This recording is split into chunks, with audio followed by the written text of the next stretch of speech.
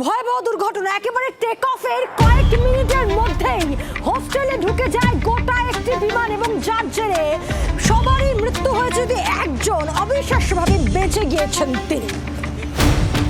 বেঁচে থাকা আর বাঁচা এক জিনিস নয় ইমরান। আমি এখন শুধু নিঃশ্বাস নিই, কাজ করতে পারি না, চলতে পারি না, স্বপ্নগুলো যেন আগুনে পুড়ে ছাই। তদন্ত চলছে না?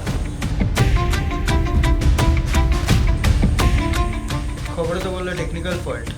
টেকনিক্যাল ফল্ট মানে 242টা মানুষের প্রাণ।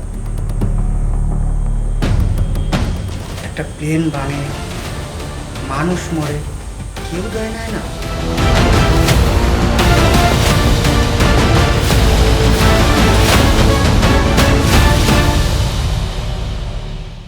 হ্যাঁ দেখিস, একদিন তোদেরকে মহাকাশ থেকে ভিডিও কল করবো।